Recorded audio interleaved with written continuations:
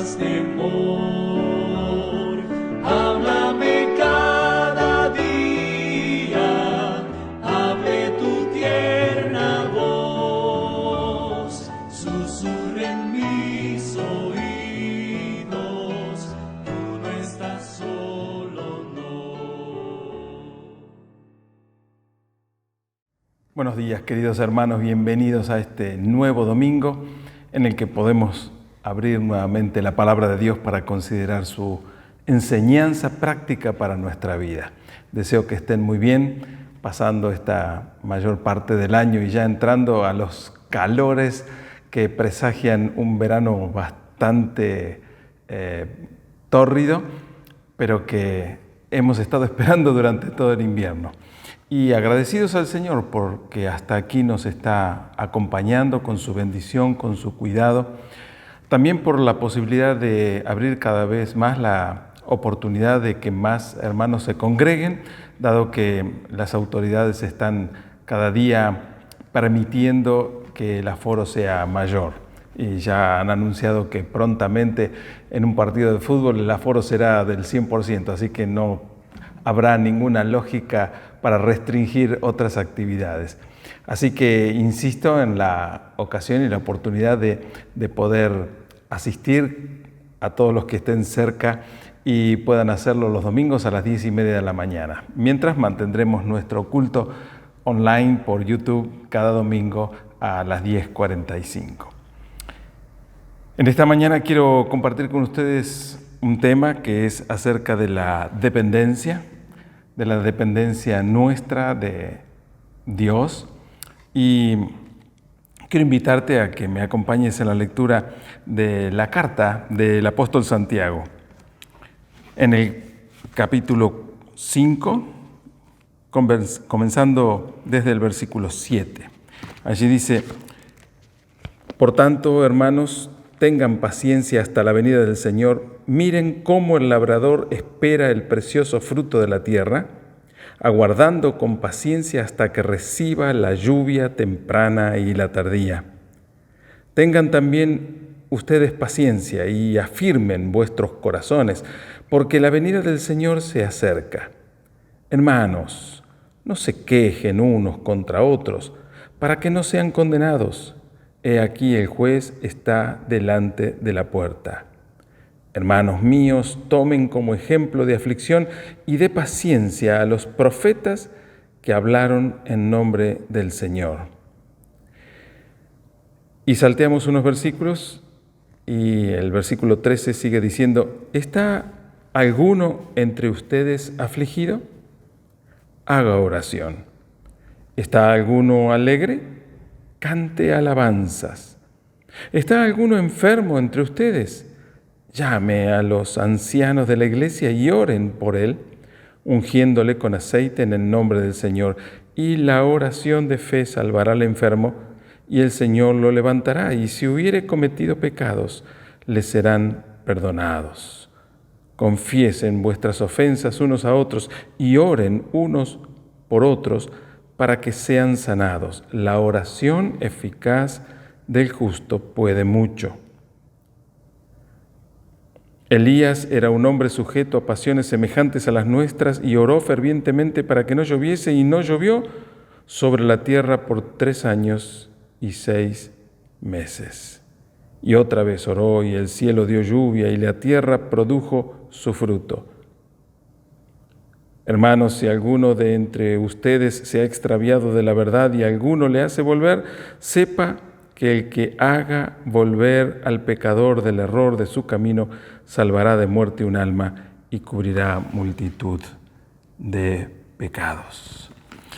Aquí termina la carta del apóstol Santiago, y como era común en los escritos epistolares, en las cartas de aquel entonces, luego de considerar un montón de temas que fueran de importancia para el autor, al final de la carta siempre está dedicada a consejos, y no es la excepción la carta de Santiago.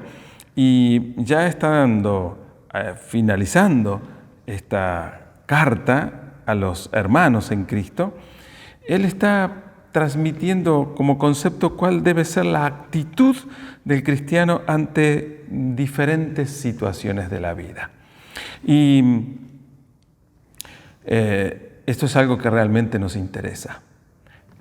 Saber, entender y conocer qué enseñanza nos da la palabra de Dios, la palabra inspirada de Dios, acerca de cuáles son las actitudes, la conducta, la manera de pensar, de ser, de actuar frente a distintas circunstancias de la vida. Y algo que funciona aquí como un hilo conductor en cuanto al sentido, a la idea que transmite el apóstol Santiago, es el concepto de la dependencia. El concepto de que más allá de cualquier situación o momento que nos toque vivir, nuestra actitud siempre debe ser la actitud de ser conscientes de que dependemos absoluta y totalmente, en todo momento, situación, de la voluntad permisiva y de la voluntad amorosa de Dios sobre nuestra vida. Arranca este pasaje en el versículo 7, como leímos, diciendo: hermanos, tengan paciencia hasta la venida del Señor. ¿Por qué apela a la paciencia? Pues apela a la paciencia porque no solo en estos momentos que nos toca vivir a nosotros, las circunstancias y las situaciones cotidianas nos quitan la paciencia, nos abruman, nos agobian o nos afligen. Esto es una experiencia constante en la existencia de la humanidad, pero particularmente en la experiencia de un hijo de Dios, de un cristiano, de un creyente que aprende a confiar y a esperar en el obrar de Dios por sobre todas las cosas.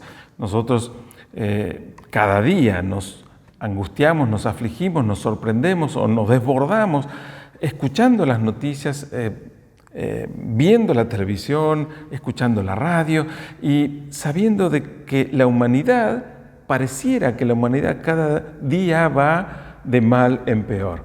Pero realmente esta no es una experiencia novedosa, sino que esta es una realidad de la existencia humana.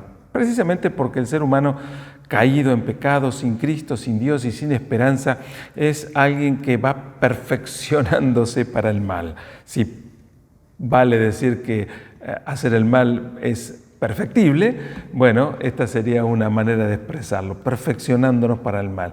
El hombre de continuo, guiado por el Dios de este siglo, por Satanás, va elaborando cada vez con mayor astucia y habilidad maneras de mejorar en su calamidad, en sus formas de sacar provecho de manera injusta o pecaminosa de cualquier ocasión u oportunidad para beneficio propio. Por supuesto que tanto vos como yo conocemos muchas personas que quizás no conocen a Dios, no practican ningún tipo de fe o de religión y sin embargo son buenas personas. Intentan vivir honestamente y actuar correctamente, desean el bien no solo para ellos sino para su prójimo. Sin embargo, el común denominador de la humanidad, de este mundo en el cual estamos viviendo, es precisamente lo contrario. Y lamentablemente aquellas personas que por su bonomía, por su honorabilidad, por su buena manera de ser, no mueven el amperímetro, no cambian la realidad. Lamentablemente quienes hacen el mal, aunque sean minoritarios, siempre se hacen notar mucho más.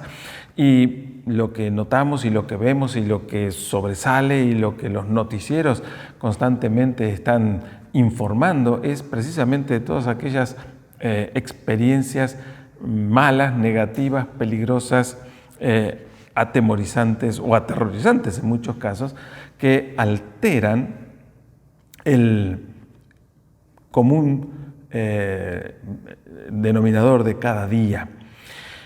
Pero el Señor está hablando de paciencia a través del apóstol Santiago. Le dice: hermanos, tengan paciencia hasta la venida del Señor. En aquellos momentos, en aquel entonces de la primera iglesia cristiana, la venida del Señor era algo que esperaban inmediatamente. Luego aprendieron los cristianos a que la venida del Señor no iba a ser inmediata, aunque siempre somos conscientes de que es inminente. La diferencia entre inmediato e inminente es: inmediato es ya, dentro de un rato. Inminente es en cualquier momento. Y el mismo Jesús se había encargado de aclarar puntualmente que nadie sabe cuándo el Hijo del Hombre vendrá a buscar a su iglesia, pero que debemos estar velando y atentos como esperando al ladrón que llega de noche para no ser sorprendidos. Tenemos que estar atentos porque la venida del Señor es inminente. Esto significa puede llegar en cualquier momento, pero a medida que pasaba el tiempo y el Señor no venía y los creyentes iban muriendo, los cristianos de aquel entonces se inquietaban y se preocupaban. Decían: pero bueno, si el Señor no viene y nos vamos muriendo, entonces ¿qué va a pasar? Bueno, el apóstol Pablo y también el apóstol Pedro se encargan de aclarar algunos conceptos en este sentido, diciendo que, particularmente Pedro, diciendo que el Señor no se está tardando por alguna razón extraña, sino que la tardanza de Dios en venir a buscar a su iglesia tiene el propósito de seguir teniendo paciencia y esperando a que muchas más personas conozcan el Evangelio y se conviertan y reciban a Cristo como Señor y Salvador de sus vidas para que tengan vida eterna. De modo que la tardanza de Dios en venir en Jesucristo a buscar a su iglesia es una tardanza misericordiosa, es con el propósito de la salvación de muchas más personas. Pero también el apóstol Pablo hace algunas aclaraciones diciendo que no tenemos que ignorar, como los que no conocen al Señor e ignoran, que hay un propósito y hay un tiempo y hay un momento que solo el Señor conoce, pero ese día llegará. Y Santiago lo que está diciendo, un poco también como Pablo y como Pedro, contribuyendo a combatir la desesperanza o la inquietud, es: hermanos, tengan paciencia. Tengan paciencia porque nuestra vida depende, y hoy hablamos de dependencia, nuestra vida depende del propósito de Dios, de la voluntad de Dios, de los tiempos de Dios, de las ocasiones de Dios. Y Dios sabe perfectamente qué es lo que nos conviene y sus pensamientos y sus caminos y su voluntad es perfecta. Y aunque nosotros muchas veces la suframos y pensemos que todo está descalabrado, el Señor sabe obrar perfectamente, aún en medio de circunstancias que nosotros como seres humanos descalabrados echamos a perder. El Señor es capaz de corregir, pero nos anima y nos estimula y nos dice: tengan paciencia. ¿Cuántas veces perdemos la paciencia? ¿Cuántas veces nos inquietamos, nos afligimos, nos angustiamos y decimos: ¿cuándo se va a terminar este suplicio? ¿Cuándo va a cambiar esta situación? ¿Cuándo en mi familia va a cambiar esta situación que me tiene angustiado, afligido? ¿Cuándo se va a terminar esa enfermedad? ¿Cuándo voy a conseguir un trabajo? ¿Cuándo voy a tener un mejor ingreso? ¿Cuándo me voy a casar? ¿Cuándo voy a poder hacer ese viaje que anhelo? ¿Cuándo podré desarrollar mis capacidades en la obra misionera? ¿Cuándo podré desarrollar todo? Y generalmente estamos cargados de ansiedad por un futuro que anhelamos y que no llega, y vamos perdiendo la paciencia. Y al perder la paciencia vamos perdiendo la perspectiva del propósito de Dios para nuestra vida. Vamos perdiendo también la dependencia que debemos tener con claridad de la soberanía, de la autoridad, de los tiempos de Dios. Entonces, paciencia tiene que ver con la paz que se genera al saber que los tiempos los maneja Dios y que los tiempos que maneja Dios son los mejores, aunque no coincidan con los míos, y que mis tiempos tienen que estar supeditados a los tiempos de Dios. Paciencia, aquella experiencia que denota la confianza que tenemos en Dios y llena nuestra alma, nuestro espíritu de paz, esperando que el momento de Dios, el tiempo de Dios, el obrar de Dios llegue en el tiempo oportuno, y que no coincida con el mío es un dato menor, pero generalmente nos damos cuenta que los tiempos de Dios son perfectos y los nuestros no. Hermanos, tengan paciencia. Y pone como ejemplo al labrador y dice: miren al labrador que espera el precioso fruto de la tierra, aguardando con paciencia hasta que reciba la lluvia temprana y tardía. El labrador, cuando sale al campo y a abrir el surco en el cual va a arrojar la semilla que espera que con el tiempo oportuno brote, germine, brote, crezca y dé fruto en abundancia, el labrador sabe que él tiene algunas cosas que hacer. Y lo que él tiene que hacer, nadie lo va a hacer por él. Y lo que él tiene que hacer, lo tiene que hacer en el tiempo apropiado y adecuado. Y cuando llegue el tiempo de la siembra, según el grano que va a sembrar, pues allí tiene que estar dispuesto, allí tiene que ir y tomar el arado, abrir el surco, poner la semilla, pero luego ya no depende de él, luego depende de la lluvia, luego depende del calor, luego depende del frío, luego depende de tantas circunstancias. Y el labrador no puede alterar esas circunstancias, ni puede alterar los tiempos, ni puede alterar ninguna otra cosa, y lo único que le queda es esperar. Y si en esa espera se angustia o se aflige, entonces se va a enfermar y es probable que cuando el fruto esté en la planta, él no pueda disfrutarlo porque se ha enfermado por la angustia, por la ansiedad.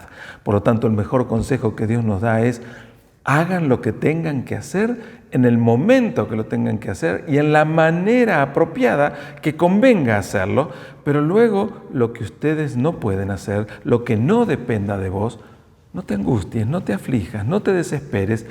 Paciencia. Esperá con paz. Esperá con la paz que se genera en la confianza que tenemos que Dios va a obrar, porque dependemos de Él. Dependemos de Dios para todos los aspectos de la vida. Muchas veces no nos damos cuenta de esto o no lo reconocemos, sencillamente porque nos hemos acostumbrado a esforzarnos. Y decimos: si yo no trabajo, si yo no me esfuerzo, si yo no hago las cosas, nadie la va a hacer por mí. Esta es una frase muy común. Esta es una frase que todos hemos dicho y hemos escuchado más de una vez de nuestros mayores.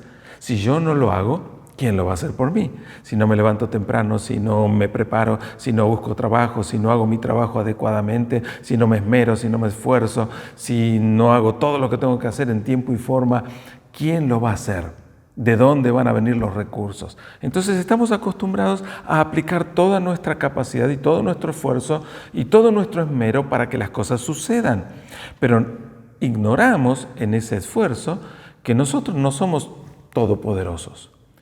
Lo olvidamos y creemos que si las cosas suceden son porque hemos puesto nosotros todo lo mejor de nosotros y que sin nosotros nada hubiera sucedido.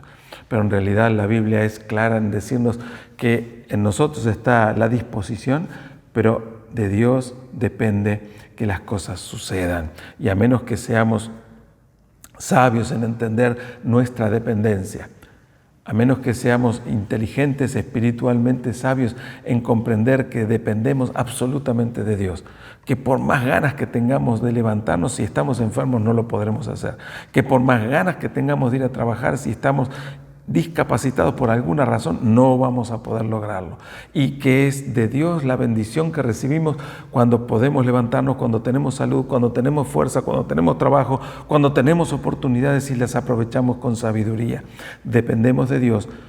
Ponemos de nuestra parte todo lo que debemos poner porque esa es nuestro deber, esa es nuestra responsabilidad. Pero así todo, poniendo de nosotros lo mejor, si es que hay algo que podamos decir que es lo mejor de nosotros, pues de todas maneras siempre dependemos de Dios y tenemos que ser capaces de entender esa dependencia. ¿Para qué? Para no ser tan soberbios de creer que todo depende de nosotros y para ser lo suficientemente agradecidos de reconocer que de Dios dependemos y de Dios viene todo lo bueno que tenemos. Tengan, dice el versículo 8 también, ustedes paciencia y afirmen vuestro corazón porque la venida del Señor se acerca. Y aquí está diciendo, la venida del Señor se acerca. Otra vez está hablando de la venida del Señor, lo dijo en el versículo 7, ahora lo reafirma, la venida del Señor se acerca, tengan paciencia, no se desesperen, el Señor viene. Viene, ¿cuándo? No sabemos, pero viene y vendrá a recompensarnos y vendrá a llevarnos con Él y vendrá a quitar todo pesar y toda angustia y a llevarnos en gloria en su venida, a que reinemos con Él por la eternidad el Señor viene y su venida está cerca. Por lo tanto, esta paciencia es simplemente esperar el tiempo apropiado, pero mientras tanto es una paciencia activa, es una esperanza activa, porque mientras el Señor no viene, porque espera que muchos más tengan posibilidad y oportunidad de conocer el Evangelio, nosotros tenemos que estar activos en todo lo que dependa de nuestra vida cotidiana, pero también activos en todo lo que tiene que ver con la misión, con el servicio, con el propósito que Dios tiene a través de nuestra vida para bendecir nuestra vida, pero a través de nosotros bendecir a otras personas. Pone como ejemplo también, dice, tomen como ejemplo en el versículo 10, ejemplo de aflicción y de paciencia a los profetas que hablaron en nombre del Señor. Aquellos que recibieron una palabra de sabiduría, una palabra profética de parte de Dios y tuvieron que enfrentar al pueblo hablándole de parte de Dios cuando tenían frente a ellos un pueblo reacio, incrédulo, resistente, contestatario, y ellos tuvieron que armarse de paciencia, dice aquí, y de aflicción y paciencia. ¿Por qué? Paciencia esperando que aquella palabra que Dios les había dado proféticamente la recibieran los destinatarios, pero también se cumpliera para que ellos no fueran apedreados como profetas falsos, pero también de aflicción porque tenían que enfrentar a gente incrédula o gente medianamente creyente, ambigua, gente dura de corazón, como las que muchas veces tenemos que enfrentar nosotros, que están muy cerca nuestro, o como a veces hemos sido nosotros con otros. Entonces el Señor está diciendo, tengan paciencia, estén preparados, prepárense para trabajar como el labrador que sale a trabajar, que sale a sembrar la semilla, pero ya no depende de él que crezca, ya no depende de él que llueva con la lluvia temprana y la lluvia tardía, ya no depende de él que la planta crezca sana y dé fruto, pero que él tiene que estar preparado para la siembra, pero también para la cosecha. El Señor nos dice, prepárense, hagan lo que tengan que hacer, pero tengan paciencia, porque dependemos de Dios, porque dependemos de su soberanía, porque dependemos de su sabiduría, porque dependemos de su gracia, de su abundancia, de su misericordia, porque dependemos absolutamente en todo momento y en toda situación de Él. Tenemos un problema que debemos o queremos resolver. Hagamos todo lo que tengamos que hacer, todo lo que esté a nuestro alcance. Si tenemos que humillarnos, humillémonos. Si tenemos que ir a reconciliarnos, vayamos a reconciliarnos. Si tenemos que pedir perdón, pidamos perdón. Si tenemos que hablar con firmeza para poner en orden alguna situación, hagámoslo. Si tenemos que tomar distancia, tomémosla. Hagamos lo que esté de nuestra parte y hagámoslo con la mejor disposición y con la mayor habilidad, pero tengamos paciencia, porque luego de haber sembrado la semilla, luego de haber hecho lo que teníamos que hacer, dependemos del Señor.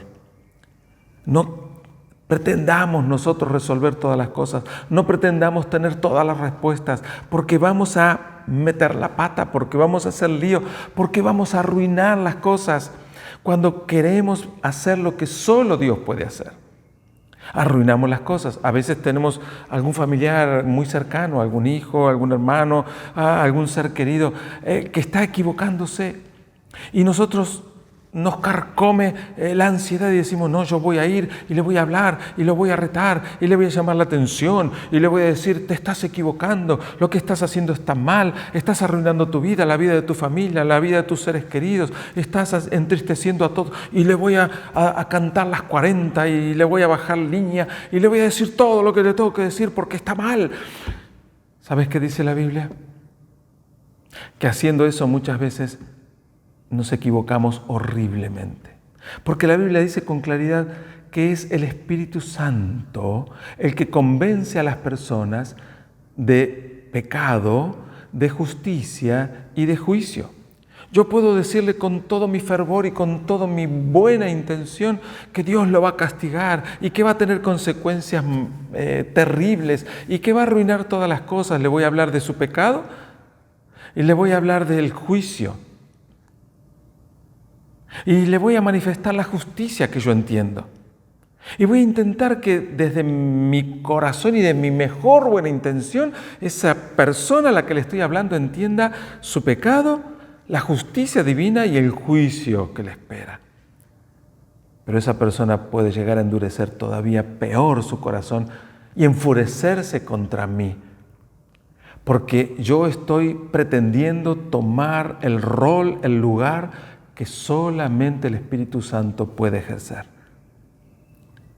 El Espíritu Santo es el que convence de pecado, de justicia y de juicio. Entonces, no tengo que decir nada. Entonces me tengo que callar la boca. Entonces tengo que dejar que esa persona se arruine, se destruya y haga lo que quiera y le vaya mal. Y yo mirarlo como se mira una obra de teatro, como un espectador quieto y pasivo. No. Hay cosas que sí debo hacer. Lo primero que debo hacer es orar intensamente, interceder delante de la presencia de Dios por esa persona que amo. En segundo lugar, lo que sí puedo y debo hacer es expresarle todo mi amor. Y no ir a expresarle un juicio, no ir a expresarle una condenación, no ir a decirle lo malo que está haciendo, sino decirle lo mucho que le amo y lo mucho que deseo que su vida sea bendecida y que prospere. Y cuando yo haya podido expresar honesta y sinceramente mi interés, primero en oración delante de la presencia del Señor sin que Él lo sepa. No tengo que andar diciéndole, yo estoy orando por vos para que Dios te muestre su palabra. Yo estoy orando por vos para que corrijas tu error. Yo estoy orando por vos para que dejes de hacer las bacanas que estás haciendo. Entonces mi oración se arruina y eché todo a la basura. Oro, pero mi oración es con Dios, no con la persona. Oro y le llevo la causa a Dios e intercedo porque dependemos de Dios, no de nosotros ni de otros. Y luego de haber orado, debo ejercitar, practicar el amor e ir y simplemente decirle te amo y quiero lo mejor para vos. Y simplemente expresarle amor. Y si Dios nos da la oportunidad, porque esa persona al comprender nuestro amor, se siente movida a hablar, a abrir su corazón o lo que sea, yo esté preparado y voy a estar preparado si realmente he estado orando lo suficiente en tiempo, lo suficiente en intensidad, lo suficiente en cantidad, no una oración fugaz, no una oración rapidita y bueno, Señor, apúrate a hacerlo porque yo no puedo aguantar más. Orar con intensidad y esperar los tiempos de Dios. Y si esa persona se muestra sensible a mi expresión de amor genuino, podré hablarle amorosamente. Y si esa persona abre su corazón y me da oportunidad, solo si me da oportunidad y no tengo que andar hurgando de encontrarla, poder hablarle si Dios abre la oportunidad. Pero la Biblia dice que el Espíritu Santo actúa a través de nosotros o a pesar de nosotros. Esperemos que Dios actúe, porque el Espíritu Santo convencerá de pecado, de justicia, de juicio. Yo tengo que decirle que le amo y también tengo que decirle que Dios le ama. Y tengo que decirle que Dios le ama de tal manera que entregó su vida en Jesucristo para que sus pecados sean perdonados, como mis pecados fueron perdonados. No poniendo el foco en sus pecados, sino el pecado de toda la humanidad, que nos iguala a todos. Yo de pronto me siento enervado y enojado por sus pecados, ¿y qué? De los míos, de los cuales Dios tuvo misericordia y gracia para perdonar. ¿Quién soy yo para juzgar? ¿Quién soy yo para condenar? ¿Quién soy yo para ir a marcar el punto? Solo tengo el deber, el mandato de Dios de amar y de hablarle de Cristo. Entonces, cuando haya llegado al corazón de esa persona, hablarle del amor de Dios y de cuánto Dios le ama y cuánto Dios quiere influenciar su vida para hacerle una persona de bien y que su vida sea de bendición para sí mismo y para otros. El Espíritu Santo hará su trabajo, no lo dudes, ten paciencia, confía, porque dependemos del Señor. Y aquí nos pone esos ejemplos, ¿no? Y tenemos por bienaventurados a los que sufren. Han oído de la paciencia de Job, aquel que sufrió tanto, y han visto el fin del Señor, Jesucristo, que murió en la cruz. Dice, muy misericordioso y compasivo. Pero por sobre todo, hermanos míos, no se desesperen, no se angustien, no juren por el cielo, ni por la tierra, ni por ninguna otra cosa, sino sean veraces en su manera de ser. Pero inmediatamente a partir del versículo 13 entra en una descripción muy profunda, muy sentida y muy vívida acerca de la más profunda e intensa dependencia que tenemos del Señor. Dependemos de Él y dependemos de Él para toda circunstancia de la vida. Fíjense el versículo 13, ¿está alguno entre ustedes afligido? Yo creo que si hacemos esa pregunta en un grupo muy numeroso, tendremos varias manos levantadas. ¿Está alguno de ustedes afligido? Y cuando algunos levanten la mano diciendo, sí, yo estoy afligido, y quieran empezar a contarnos por qué razón están afligidos, y nosotros tratar de inmediatamente de esforzarnos para darle alguna respuesta que les quite la aflicción o que les calme la ansiedad. Yo estoy afligido por un familiar que tiene este problema, yo estoy afligido por una enfermedad, yo estoy afligido por falta de trabajo, yo estoy afligido por la economía. Y empecemos, tranquilo. Recordemos que dependemos del Señor.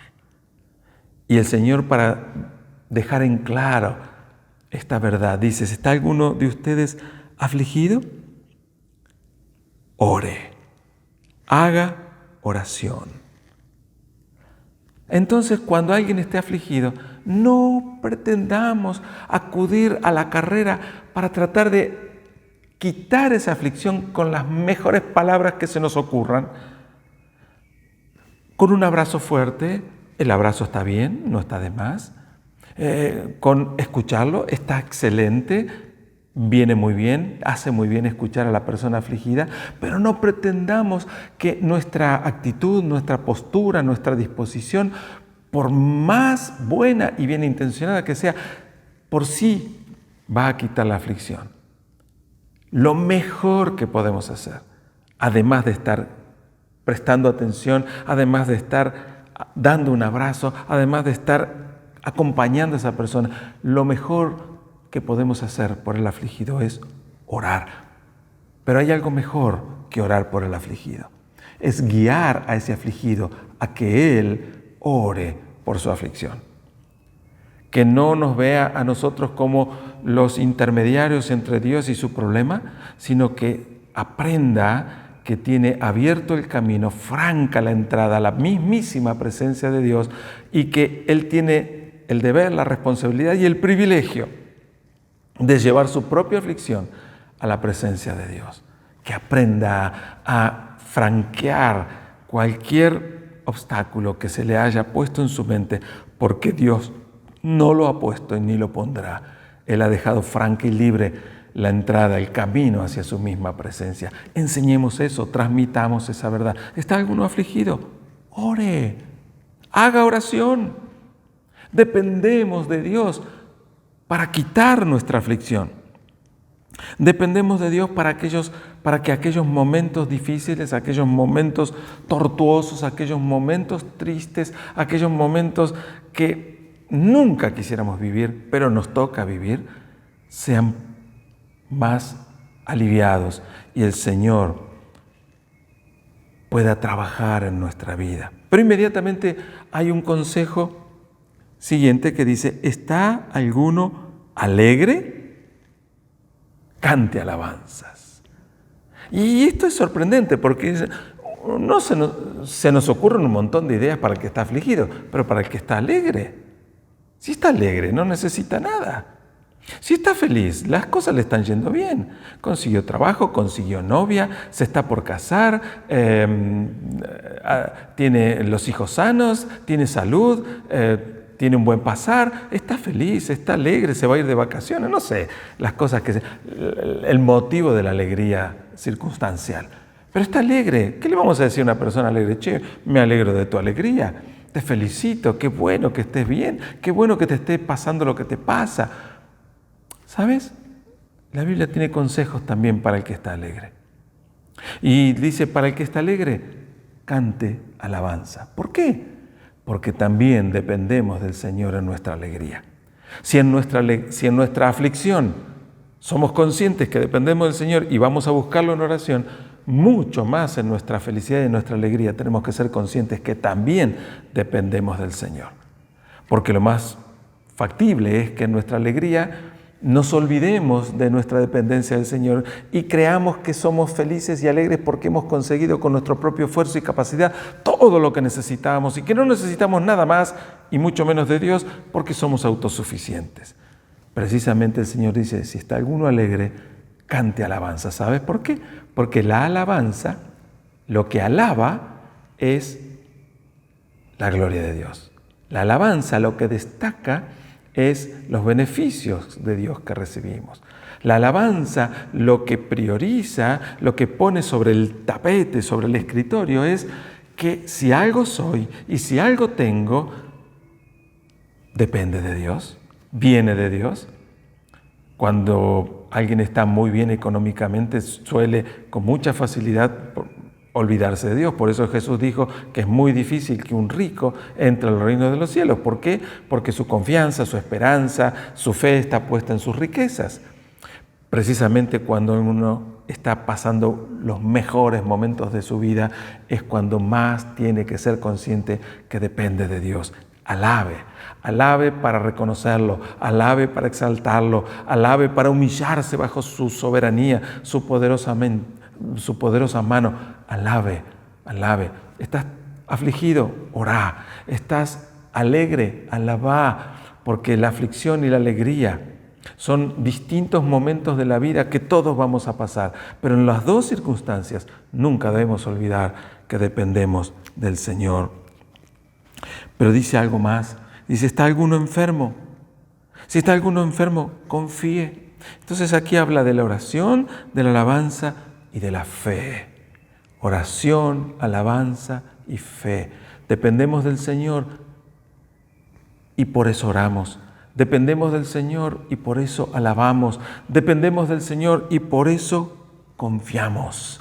Por eso ejercitamos nuestra fe. Entonces, ¿en qué momentos es más necesario y más imperioso poner en ejercicio nuestra fe? En los peores momentos son los momentos de enfermedad, porque ahí somos conscientes de la fragilidad de nuestro físico, de la fragilidad de nuestra vida. Ahí somos conscientes de que aunque estemos en la mejor etapa de nuestra juventud, con todo el vigor y pensando que podemos llevarnos el mundo por delante, cuando una enfermedad nos tira en la cama y no nos podemos mover y todo nos duele, hasta músculos que ni sabíamos que teníamos en el cuerpo, es allí donde empezamos a temer y a afligirnos y a temblar diciendo, ¿y ahora? Bueno, ahora es el momento de poner en ejercicio la fe. En realidad siempre es momento de poner en ejercicio la fe, pero en esos momentos de enfermedad es cuando más conscientes nos volvemos. Por eso que es bueno ejercitar la fe en todo momento.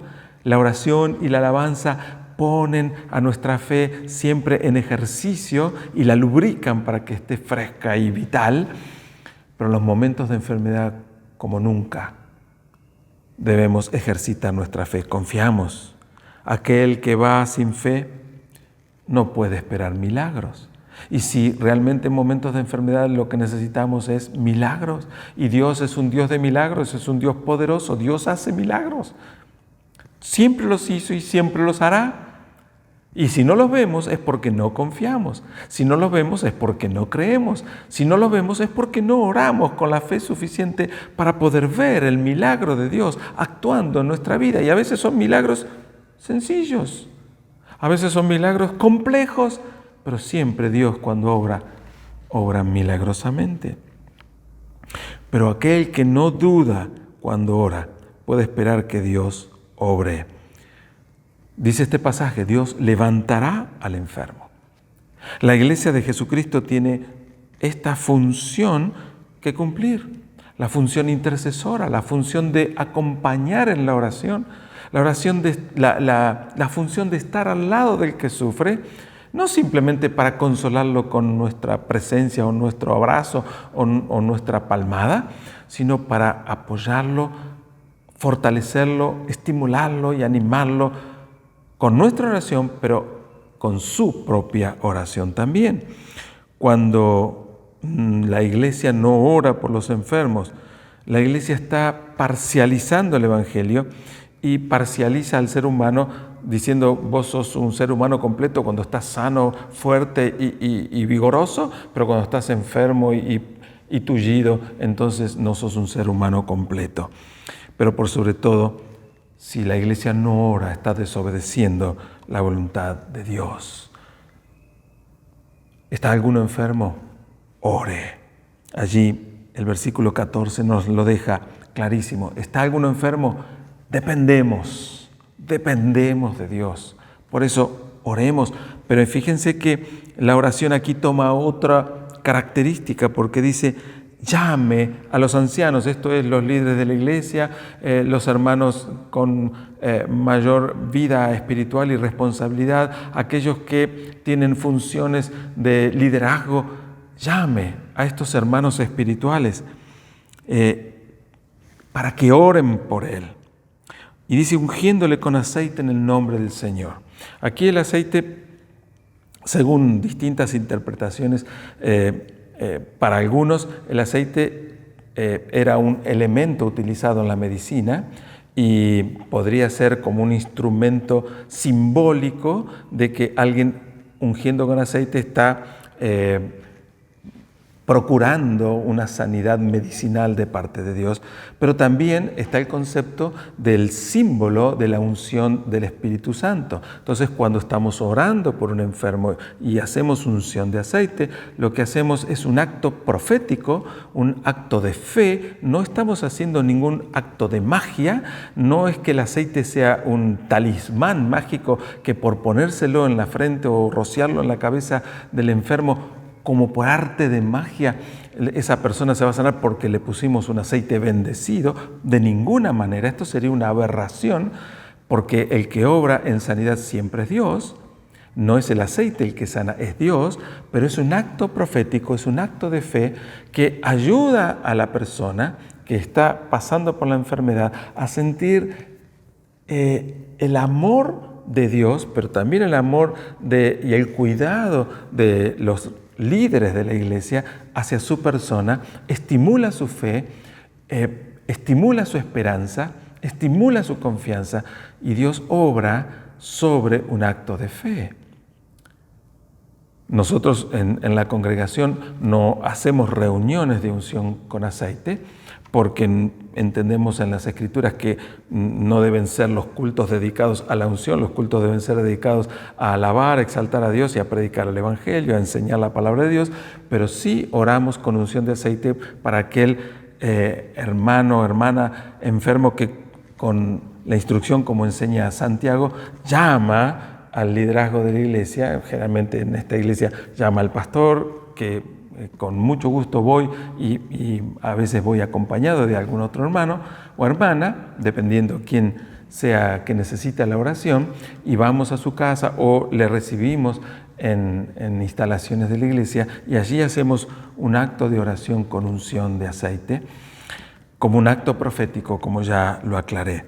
Pero fíjense que lo interesante aquí, dice, y la oración de fe salvará al enfermo.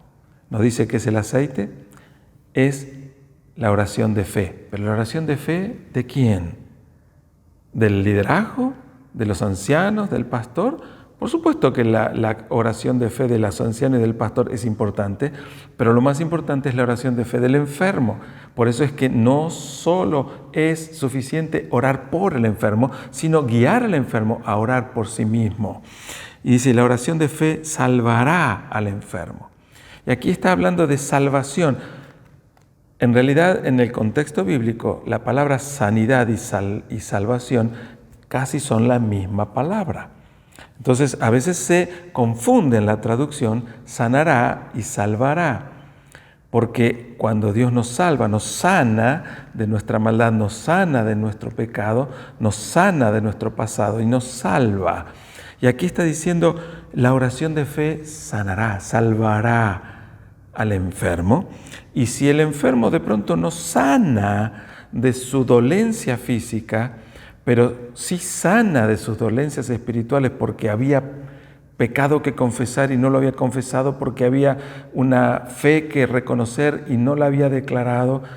Ese acto de fe salvífico salva a la persona, aunque su cuerpo muera, porque en definitiva todos moriremos y no habrá oración que valga para que tengamos una vida perdurable por siglos. Llegará el momento que aunque haya una legión de amorosos hermanos intercediendo por nosotros y nosotros orando a los gritos, igual vamos a morir.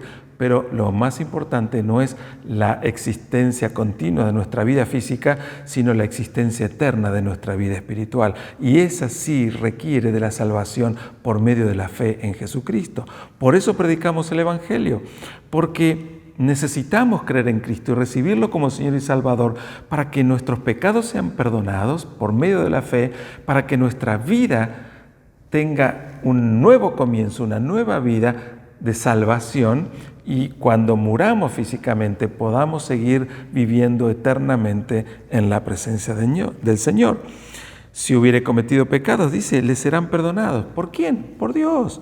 Porque la oración de fe es la que trae salvación. Cuando uno, orando con fe, confiesa sus pecados, recibe el perdón de los pecados y la salvación de su vida. Por eso insistimos en decir a aquel que todavía no ha creído en Cristo, que no le ha recibido como Señor y Salvador, que no tarde más, que no demore más, que no espere estar enfermo, tullido o en un lecho de muerte, porque quizás no tenga tiempo suficiente.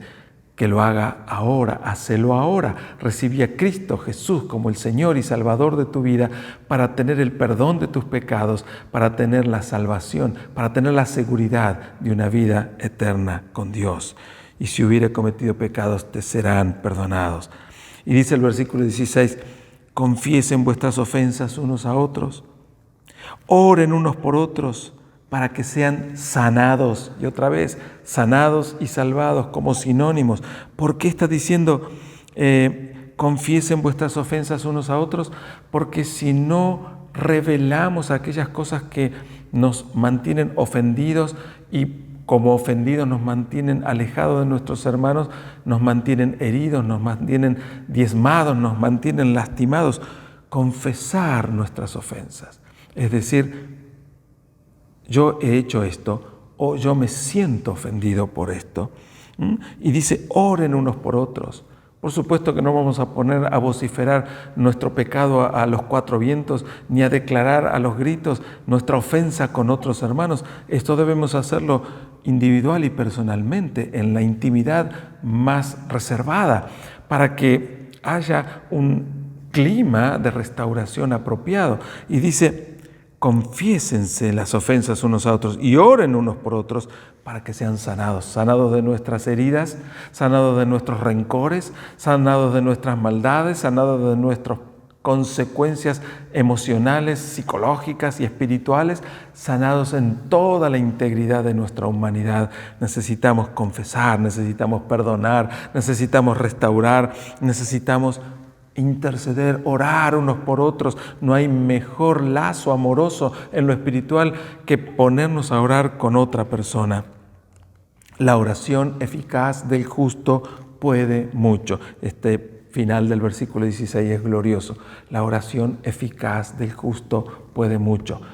¿Cuándo una oración es eficaz? ¿Cuando obtiene inmediatamente respuesta? No, porque la respuesta no depende de nuestra oración, la respuesta depende de Dios. ¿Cuándo la oración es eficaz? Cuando el que ora es justo. ¿Y cuándo somos justos? Cuando Dios nos ha justificado. ¿Y cuándo Dios nos justifica? Cuando confesamos nuestros pecados, cuando somos conscientes de nuestra pequeñez y de nuestra humanidad, cuando somos conscientes de que dependemos de Dios y que si algo somos y tenemos es porque Él nos lo ha concedido. Cuando dejamos nuestra soberbia, nuestro orgullo, nuestros delirios de grandeza, cuando nos orientamos delante de la presencia de Dios, nos sometemos bajo su soberanía y autoridad, ahí estamos justificados por Dios. Y la oración del justo es eficaz. Y la oración del justo es poderosa ¿Por qué? Porque está en armonía, porque está en coincidencia, porque ora de acuerdo a la voluntad de Dios, y es la voluntad de Dios la que se manifiesta. No es nuestra oración la que va a lograr algo, es nuestra oración la que nos va a poner en contacto con Dios, es nuestra oración la que nos va a humillar delante de la presencia de Dios, y es Dios el que va a lograr algo, es Dios el que va a orar poderosamente. Y pone el ejemplo de Elías, un hombre como nosotros, dice, sujeto a pasiones semejantes a las nuestras, pero oró fervientemente para que no lloviese y no llovió, y luego volvió a orar y el cielo derramó su lluvia y la tierra produjo su fruto. Y después dice, si alguno está extraviado, ocúpense en rescatarlo para la gloria de Dios.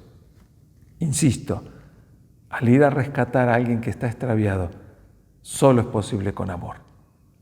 Porque si Dios, para salvarnos, lo único que puso de manifiesto fue su amor, y un amor de tal manera que en lugar de condenarnos, en lugar de matarnos, dio su propia vida, puso su cuerpo, derramó su sangre. Si Dios en Jesucristo, para salvarnos y rescatarnos de nuestra mala manera de vivir, cuando estábamos muertos en nuestros delitos y pecados, lo único que ejerció fue un amor incondicional. Si nosotros queremos ser instrumentos en la mano de Dios para rescatar a alguien que está extraviado, no podemos hacer otra cosa más que amar, porque si ponemos nuestro juicio, vamos a arruinar la vida de esa persona. Es mejor, si estamos enojados, si estamos ofendidos, si estamos inquietos, si estamos molestos, si estamos escandalizados, mejor no hablemos. Si el hermano que está en pecado está allí, si el hermano extraviado está allí, y nuestro sentimiento es de enojo, de fastidio, de escándalo, vayamos para el otro lado, no hagamos nada, dejémoslo solo, porque si vamos hacia él, lo vamos a destruir. Vayamos para el otro lado. Alejémonos lo más que podamos a orar, a humillarnos, a arrepentirnos, a presentarnos delante de Dios con toda nuestra naturaleza pecaminosa, perdonada y amada y restaurada por Dios. Y cuando hayamos caído en cuenta de que no somos ningunos jueces capaces de juzgar a nadie porque no tenemos derecho ni autoridad, y cuando hayamos caído en la cuenta de que dependemos de Dios para cualquier circunstancia de la vida y que no tenemos ninguna justicia sobre, ninguna autoridad sobre otro, entonces así, humillados, reconociendo nuestra naturaleza restaurada y rescatada por Dios, entonces vayamos solo con amor a abrazarlo y decirle, yo estaba como vos, o quizás peor que vos, pero ¿sabes? Un día el amor de Dios me alcanzó y restauró mi vida. Dependemos de Dios. Si estamos afligidos, oremos. Si estamos alegres, alabemos. Si estamos enfermos, confiemos, ejercitemos la fe. Si estamos en pecado, confesemos. Dependemos de Dios para toda circunstancia, para toda situación y para todo momento en nuestra vida. Yo quiero animarte a que seas humilde en presentarte delante de Dios, reconociendo que dependemos absoluta y totalmente de Él, que toda soberbia, que todo orgullo y que todo delirio de grandeza desaparezcan, que nuestros pies vuelvan a tocar tierra, humus, humillémonos, postrémonos en el piso, en tierra, delante de la grandeza y soberanía de Dios, que es el único con autoridad, y sin embargo con toda la autoridad y la soberanía se humilló a la condición de hombre, y estando en condición de hombre se humilló en obediencia a la voluntad del Padre, y humillado en obediencia a la voluntad del Padre, se entregó por amor, para que todo aquel que cree en Él no se pierda, sino que tenga vida eterna. Seamos conscientes de que dependemos absoluta y totalmente de Dios.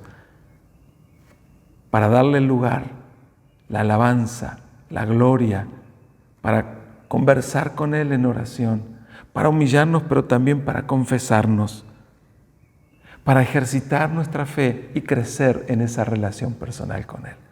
Yo te animo, en el nombre de Jesús, a que profundices cada día tu relación personal con Él. Permitime que termine este tiempo orando por tu vida y por la mía. Oramos. Amado Señor, alabamos y bendecimos tu nombre y te damos gracias por ayudarnos a comprender que dependemos absoluta y totalmente de ti siempre, en todo momento, en toda ocasión, cuando estamos afligidos, cuando estamos alegres, cuando estamos enfermos, cuando somos conscientes de nuestro pecado, para ubicarnos, para poner nuestros pies en el camino que trazaste de antemano, para que transitemos por él y seamos bendecidos. Señor, oro por cada hermana y cada hermano que está escuchando esta prédica, para que vayas a tu palabra, para que reciba de ti, mediante la unción del Espíritu Santo, la palabra, la enseñanza más profunda que toque su corazón, que le convenza de pecado, de justicia, de juicio, de salvación, de amor, de gracia, para que el Espíritu Santo haga la obra completa en cada una de sus vidas. Oro por ti. Que Dios te bendiga muy ricamente. En el nombre de Jesús. Amén y amén. Gracias, queridos hermanos, por estar allí. Espero, si no les veo aquí cada domingo en el templo, que podamos seguir comunicando de esta manera. Que Dios te bendiga muy ricamente.